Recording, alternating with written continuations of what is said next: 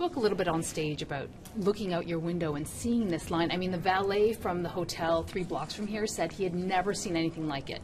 He came to work at 3 in the morning and said, "Oh my God, who is in town?" And all these crazy women, you know, who took the day off work, who flew from the other side. These delightfully crazy women, I would say. They're delightfully inspired. And for me, it feels like a homecoming to Canada, actually.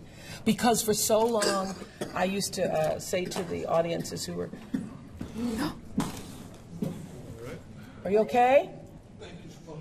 Okay, good. Talk about stealing the spotlight. Okay. Wait, I gotta do this. Okay, so for so long, there's people rubbing up against me. For so long, for so many years, every single day people would come from Canada. And they'd say, "I'm from Toronto, we came from," and then somebody would say, "We're from Montreal." Oh, they try to petitions on Facebook, on Twitter. Oh, yes, and people would, yes. And I respond, I have friends on Twitter now just from Canada. And I wanted to keep my promise and to show up for our Canadian viewers, our Canadian friends. That's not a word I use loosely, but people who have been so connected to the Oprah show. I mean, like I was in the audience and there were young girls who were like 20, 25 who said, you raised me. All these children I didn't know I had to watch the show for years and years. And so for me, it just feels like coming home to people who have a respect for what we've tried to do over the years. I was following your tweets. You colored your hair in the hotel room last night. Yes, can you see?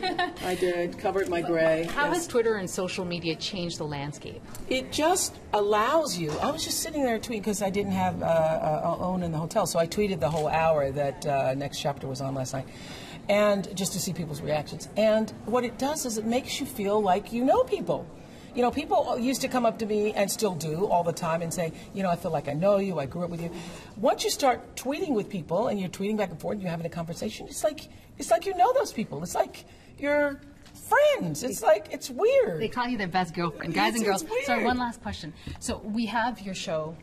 Obviously, people are hungry for you. You see those lineups outside, and they're asking for you to come back.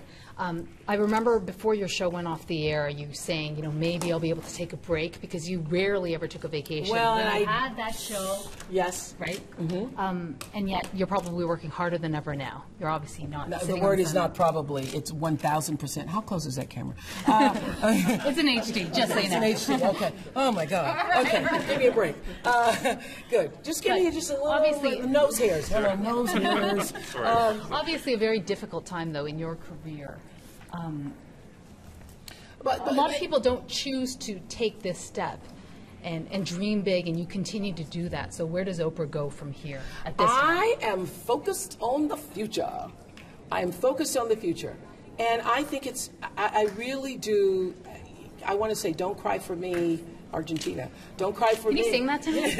Don't cry for me, Argentina, or Canada, because I am exactly where I'm supposed to be. And a friend of mine, Lorne Michaels, who runs, you know, has done Saturday Night Live all these years and, you know, Comedy Central and all that, was saying to me that you're going to have to hit the learning curve.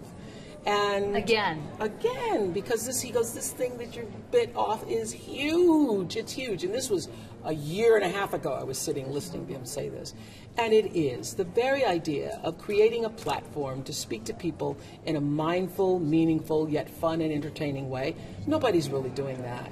Nobody's really doing that. I mean, what you see on this stage happening with people connected from Japan and London and all around the world, and Denmark and Canada, all around the world, all at the same time with the idea of sharing the light. But you refuse to give up. Yeah, I'm not going to give up because it's not. That'd be the easy thing to do, though, right? You obviously have enough money to retire and buy an island. Not only that, I had enough shoes in my closet. I had enough closets. I had enough stuff. So for me, the only thing that really matters for my life, and I think for everyone's life, is how do you use who you are and what you have to take you to the next level? How do you leverage that for the next best, greatest life experience? And so that is what I'm doing. And so I am in the climb. I'm building a network. Everybody who's ever built a business understands what that feels like. It feels like some days you can't see the summit. Some days you just have one foot in front of the other, and you're just trying to take the step through the fog. and believe in the vision that the summit is there.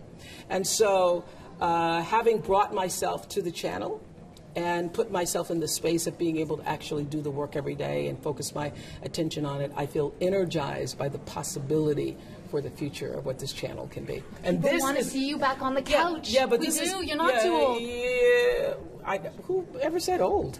Oh no, I'm just saying. I mean, there was so much still to give. No. It's not even about old, because I'm looking at Barbara Walters, who's still sitting there at that table every day in her 80s. That's pretty Will you darn come good. back? I am creating the opportunity to do other things and to do them differently. To sit in the chair and do what I've done it.